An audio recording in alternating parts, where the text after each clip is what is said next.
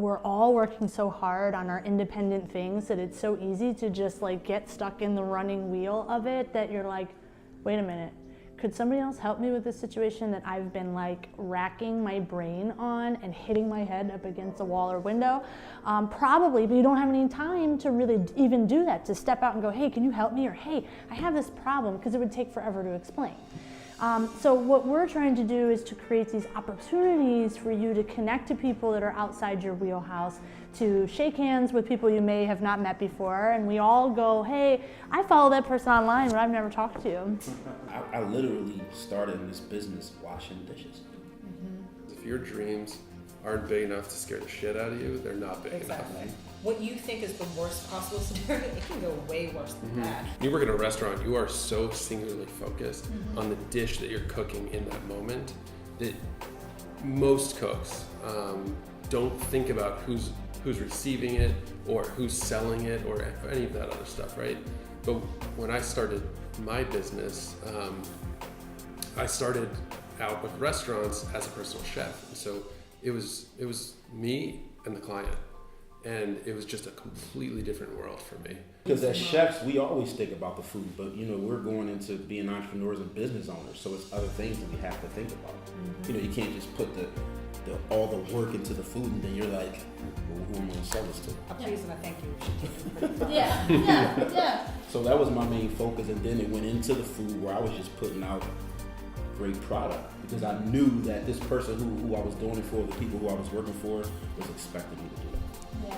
Culture is such a hard thing to change once you have it established. So it's something that you need to set up front. If you don't sit there and you don't wash the dishes and you're like, oh, this is what I don't do, I'm pretty sure your employees are going to do the same thing too. There will be days where I don't touch a knife.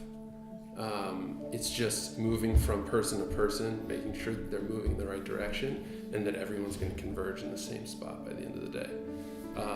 And so at the end of the day, I'm exhausted and my brain is just completely drained. Numbers have been running through my head and all that stuff. And at the end of the day, I say to myself, like, what did I do today? But at the end of the day, I can say, we delivered X number of meals to X number of satisfied customers, and that's the thrill in the day-to-day for me today. Every day we're learning. That goes in the kitchen. Chefs say that to us all the time. We learn new stuff every day. If I go in the kitchen with you, I'm going to learn something. You go together, you're going to learn something from me. That's how it should be. Yeah.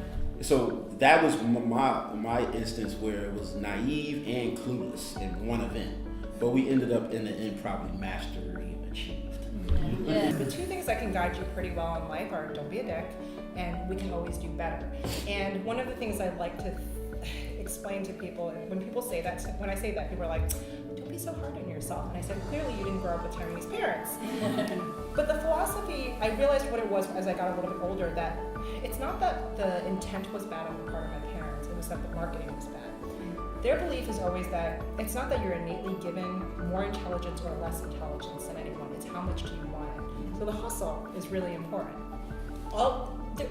Nothing about us is probably that different from any of your stories, except for the fact that we are smart or dumb enough to think that we can just do it. I always think I'm just dumb enough to think that I can make everything really work, and there is a naivete that comes along with that, because if you don't think you can do it, you would never do it to begin with. But at the same time, if you think you know everything, you're just going to get screwed. And when I look back on it all, each piece of that had its unique challenges, some more than others. I would say the delivery aspect was the biggest bear for me and continues to be, and I think will forever be. And if I had known that starting, I probably wouldn't have done it.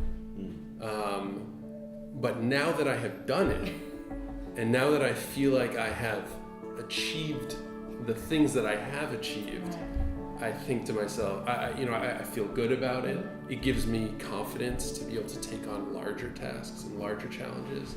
And it's what I didn't know almost set me up for more success down the road.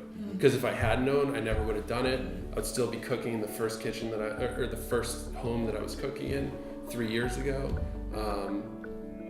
And that would have been it. Isn't this what hospitality is about? It's like about helping each other, like making your life, like my thing is like if a guest comes into our place, their day should be a little bit better after they left our day. Whether that means they feel full and happy and satiated, or is it just like someone on the staff remembered their favorite drink and made sure to give it to them, or like, oh, we let you test a new thing that we're working on. Something that makes people feel valued and important. And isn't that something that we should do within the industry for each other as well? Because we all know how hard we work. How you gonna do business? Well, you never ran a business. I said trial and error. Said if I mess up, I'm gonna get up and I'm gonna try something else. Yes. You know what I'm saying? The point is to get back up. Yeah, exactly. That's And the hardest part. I just figured to myself, like if I don't do it, I'm gonna feel some type of way when I'm older and I'm still in this kitchen and I can't walk and I'm trying to have, make ends meet and be pissed off that I didn't even do it. Yeah. So now what I do now is if something comes to my mind and my heart, I'll sleep on it. And if I feel in the morning that I need to do it, I'm on top of it. And you'll figure it out. I figured out, and nobody takes that focus off of me. So they say, well, how can you travel like this every week? You'll figure it I out. say, listen, I remember I was in kitchens every day washing dishes and scrubbing floors, and I wasn't going anywhere. Yeah. The only thing I was doing was coming home wet every night. You know what I'm saying? So why wouldn't I want to go down here, meet new people, engage, Absolutely. and learn different systems, and even learning some stuff up here today, and just going around the world? Because I didn't, make a long story short, I didn't want to go back to culinary school to learn anything. I figured if I'm